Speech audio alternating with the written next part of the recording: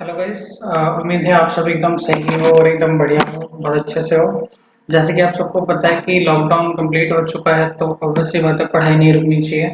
तो हम दो तीन तरीके आजमा रहे हैं पढ़ाई के लिए, सो दैट कि आपकी पढ़ाई रह सके और आप लोगों को सारी चीज़ें समझ में भी आए।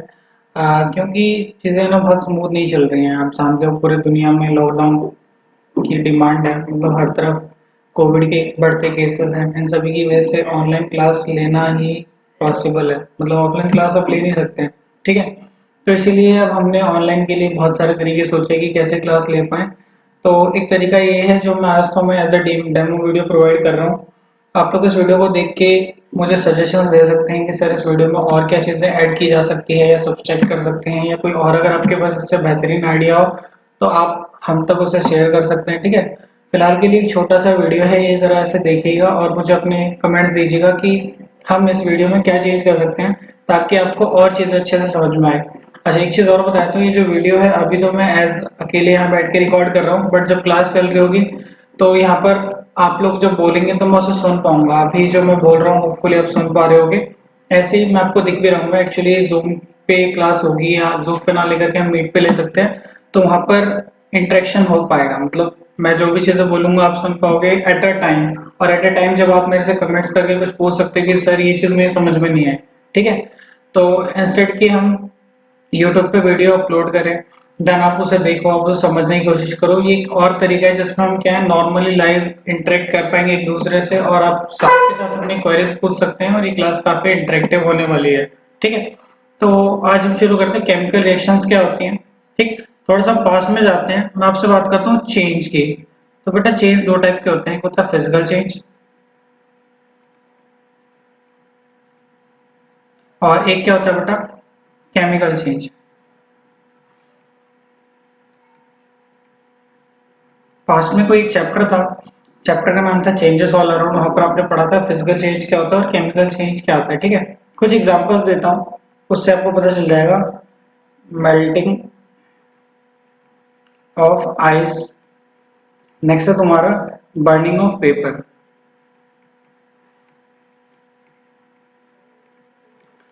अब ये दोनों एग्जांपल मैंने ऑब्वियस सी बात है फिजिकल चेंज और केमिकल चेंज के अंडर लिखे हैं, तो आप देख के समझ सकते हो कि एक फिजिकल चेंज का एग्जांपल है, केमिकल चेंज का एग्जांपल। जरा बात करते हैं फिजिकल चेंज क्या होती है। जब भी किसी चीज में कोई नया सब्सटेंस नहीं बनता, जैसे आइस थी, आइस मेल्ट होकर के पानी बन गई, तो पानी की कैरेक्टरिस्टिक्स और आइस की कैरेक्टरिस्टिक्स सेम है। और या दूसरे शब्दों में बोल सकता हूँ कि मैं पानी को जैसे ही बॉईल करूंगा वो वेपर बनता है, पानी को जैसे फ्रीज करूंगा वो आइस बनेगा। यानी मैं आइस, वाटर और वाटर वेपर या स्टीम, इन तीनों स्टेट्स में चीजों को क्या कर सकता हूँ इंटरचेंज कर सकता हूँ। मतलब यहाँ पर प्रॉपर्टी सेम रहती है और ये क्या कर सकते हैं, इसे हम इजिली रिवर्स कर सकते हैं। लेकिन ऑन द अदर हैंड अगर मैं पेपर की बात करता हूँ, आपने एक बार पेपर जला दिया, क्या वो पेपर दोबारा नॉर्मल हो सकता है? तो इसका जवाब है नहीं। एक बार जो पेपर जल चुका है वो पेपर दोबारा रिवर्ट नहीं हो सकता फिजिकल मेथड से। तो फिजिकल चेंज ऐसा चेंज है जिसमें नया सब्सटेंस नहीं बनता, और केमिकल चेंज एक ऐसा चेंज है जिसमें नया सब्सटेंस बनता है। पहला पॉइंट। दूसरी पॉइंट ये कि जब भी कोई फिजिकल चेंज होता है तो उसको रिवर्स कर सकते हैं, लेकिन जब कोई केमिकल चेंज होता है तो उसको रिवर्स हम नहीं कर सकते। तो ये डिफरेंस है तुम्हारा फिजिकल चेंज और केमिकल चेंज में। थोड़ा अगर और डिटेल में हम पढ़ने के लिए जाते हैं तो जरा समझते हैं। मैंने क्या करा, मान लेते हैं हम लेमोनेड बना रहे हैं। अगर एक आधा कहेगा सर ये क्या इंग्लिश है, भाई इसे शरबत बोलते हैं हम लोग। जैसे देसी भाषा में शरबत बोलते हैं, उसी को विदेशी भाषा में लेमनेड बोलते हैं। खैर कोई दिक्कत नहीं है।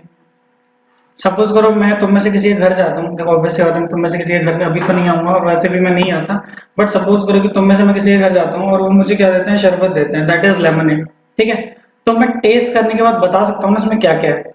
मैं टेस्ट करके बता सकता हूँ क्या, इसके अंदर पानी है, इसके अंदर चीनी है, इसके अंदर क्या है, नींबू है।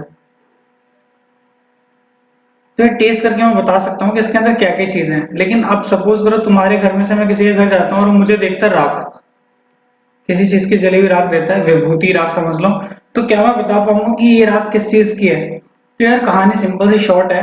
क्या, जब भी कोई फिजिकल चेंज होता है तो जो चीज बनती है फिजिकल चेंज के बाद, जैसे यहाँ पे लेमिनेट बना है तो उसमें प्रॉपर्टी चेंज नहीं हुई है, जो प्रॉपर्टी पहले थी रिएक्शन की वही प्रॉपर्टी बाद में भी है। या रिएक्शन ना बोलकर प्रोसेस होने से पहले जो प्रॉपर्टीज थी वही प्रॉपर्टी प्रोसेस होने के बाद भी है, लेकिन केमिकल चेंज में प्रॉपर्टी बदल जाती है। ठीक है, अगर मैं एक छोटा सा एग्जांपल और देता हूँ, लेट्स से आपने कार्बन लिया और उसको जलाया, ऑक्सीजन की प्रेजेंस में बनता है कार्बन डाइऑक्साइड बनता है। आप जरा समझते हैं, ये चीज जलती है, ये चीज सपोर्टर है, पता है ना आपको, बिना ऑक्सीजन की चीजें जल नहीं सकती, और अब तो भाई ऑक्सीजन की अलग ही बातचीत चल रही है। लेकिन कार्बन डाइऑक्साइड आपने कहीं पर सुना होगा, ये फायर एक्सटिंग्विशर का काम करता है। कार्बन डाइऑक्साइड क्या करता है बेटा? फायर एक्सटिंग्विशर, मतलब आग बुझाने का काम करता है। तो ऑब्वियस सी बात है कि यहाँ पर ये कंबशन कर रहा था, मतलब ये सपोर्टर है कंबशन का, और ये जो चीज है वो आग बुझा रही है। ये इसको दूसरे शब्दों में देखो, एक एग्जांपल है, हाइड्रोजन ऑक्सीजन के साथ रिएक्ट करके वाटर बनाता है। ठीक है, अब जरा समझते हैं, यहाँ जो हाइड्रोजन है वो क्या है? बहुत अच्छा फ्यूल होता है। आप लोगों ने सुना होगा कि हाइड्रोजन का इस्तेमाल रॉकेट फ्यूल में किया जाता है। ठीक, ऑक्सीजन सपोर्टर ऑफ कंबशन है, बिना ऑक्सीजन के तो कोई चीज जल ही नहीं सकती। लेकिन यहाँ पर अगर मैं पानी की बात करता हूँ तो बेटा ये आग लगाता नहीं, आग बुझाता है। पानी क्या करता है? आग बुझाता है। ठीक है, तो अगेन यहाँ पर क्या है, रिएक्शन से पहले की प्रॉपर्टी कुछ और थी, रिएक्शन के बाद की प्रॉपर्टी कुछ और हो गई है। तो यहाँ से अगर कोई मेरे से पूछता है कि सर केमिकल रिएक्शन क्या होती है, तो हम यहाँ से इसकी डेफिनेशन दे सकते हैं, it is a process in which new substance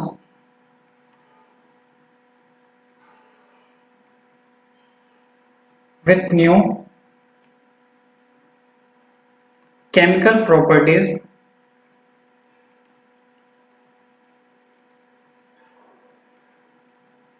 is formed। याद रहेगा? तो ये एक ऐसी प्रोसेस है जिसमें नया सब्सटेंस नई केमिकल प्रॉपर्टीज के साथ क्या हो बेटा? फॉर्म हुआ है। कोई अगर आपसे पूछता है कि केमिकल रिएक्शन क्या है तो आप बता सकते हो। ठीक है, अब मैं यहाँ पे कुछ एग्जांपल्स दे रहा हूँ, और एग्जांपल्स में आपको बताना है फिजिकल चेंज है केमिकल चेंज है। लाइक बर्निंग ऑफ पेपर,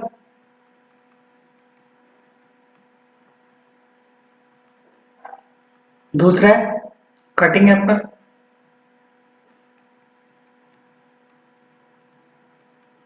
ठीक है, तीसरा लेते हैं फर्मेंटेशन ऑफ फ्रूट,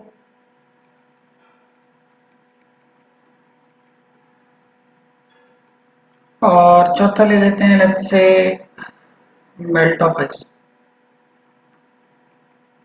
तो यार अगर मैं पहले की बात करता हूँ, burning of paper chemical change है, ठीक है, cutting of Apple physical change है, ठीक है, क्योंकि सेब कटने के बाद आम नहीं बन जाएगा, मतलब आपने सेब को काटा तो कटने के बाद भी सेब रहेगा, तो ये क्या है? फिजिकल चेंज है। लेकिन अगर मैं फर्मेंटेशन ऑफ फ्रूट करूँ तो यार एक आधा बच्चा पूछेगा सर ये क्या होता है? तो यार तुम्हारे सबसे लोकल लैंग्वेज में बोल सकता हूँ, फलों का सड़ना है। जितने भी अल्कोहल वगैरह बनाते हैं उनमें क्या करते हैं? फलों को फर्मेंट किया जाता है, सड़ाया जाता है। तो fermentation of fruit is a chemical change. क्यों? क्योंकि सड़ने के बाद उसकी प्रॉपर्टी क्या होती है बेटा? ऑल टुगेदर डिफरेंट हो जाती है। हाँ, लेकिन यहाँ पर मैं सीधा बी लिख देता हूँ, और melt of ice again this is a physical change. ठीक है, हाँ जरा सेब के बारे में बात करते हैं। सेब जो कट रहा है ना, तो सेब का कटना यानी सेब को जब आप काट रहे हो तो फिजिकल चेंज है। लेकिन अगर आप सेब को कुछ टाइम के लिए छोड़ देते हो तो क्या होता है? ब्राउन कलर से उसके ऊपर लेयर आने लगती है, आपने देखा होगा। तो वो जो ब्राउन कलर का लेयर आने वाला पार्ट है ना, मतलब कटा था तब तो फिजिकल चेंज है, लेकिन वो धीरे धीरे छोड़ दोगे तो हम सड़ना शुरू हो जाता है, तो वो क्या है तुम्हारा? केमिकल चेंज है। वो एक्चुअली में हो क्या रहा है? उसकी सरफेस ऑक्सीडाइज हो रही है। ठीक है, अब इन सब की अगर मैं बात थोड़ा सा आगे पहुंचता हूँ, तो सिंपल और लास्ट चीज आपको समझना बहुत जरूरी है, और वो क्या है कि अगर मैं लोहा रस्ट करता है, that is called rusting of iron. Basically ये कोरोजन ऑफ आयरन भी बोल सकते हो, पर रस्टिंग वर्ड यूज होता है। इसी चैप्टर के एंड में हम थोड़ा सा इसके बारे में पढ़ेंगे कि रस्टिंग ऑफ आयरन क्या होता है। तो यार किसी चीज का रस्ट करना क्या है तुम्हारा? एक तरह से केमिकल चेंज है। क्यों? क्योंकि लोहा जब रस्ट होता है तो आयरन ऑक्साइड बनाता है, और वो हमारे काम की चीज नहीं होती, और वो रिवर्ट भी नहीं हो सकता। तो सिंपल से वर्ड्स में फिजिकल चेंज क्या है? ऐसे चेंजेस जो रिवर्ट हो सकते हैं। केमिकल चेंज क्या है? जो रिवर्ट नहीं हो सकते। फिजिकल चेंज जो रिवर्ट मतलब रिटर्न किए जा सकते हैं, केमिकल चेंज जो रिवर्ट नहीं हो सकते। ठीक है, तो आज की क्लास में डेमो के लिए इतना ही। इसके बाद आप लोग की वीडियोस देखो, मुझे बताना हम इसमें क्या क्या चेंजेस कर सकते हैं। मैं आपको फिर बताता हूँ, ये पहली क्लास है, मतलब पहली बार इस तरीके से हमने क्लास लेने की सोची है, बाकी और लोग ऐसे क्लास ले रहे हैं। अगर आपको लगता है कि इसमें हम कुछ और चेंजेस कर सकते हैं तो वेरी गुड, आप मुझे सजेस्ट कीजिए, मैं उन चेंजेस को इम्प्लीमेंट करूंगा। और इसके बाद आपकी आज या कल में क्लासेस सारी स्टार्ट हो जाएंगी। अब आज तो नहीं होंगी, आज तो केमिस्ट्री क्लास है रौनक सर के साथ, आप वो क्लास लीजिए जितने भी 12th वाले हैं। ठीक, यही चीज 11th के लिए भी अप्लाई होगी, यही चीज 12th के लिए भी अप्लाई होगी, और अभी 9th 10th की क्लासेस में भी हम ऐसे ही क्लासेस लेने वाले हैं। ठीक है, अगर आपका कोई सजेशन हो तो your suggestion is most welcome. मिलते हैं अगली क्लास में, तब तक के लिए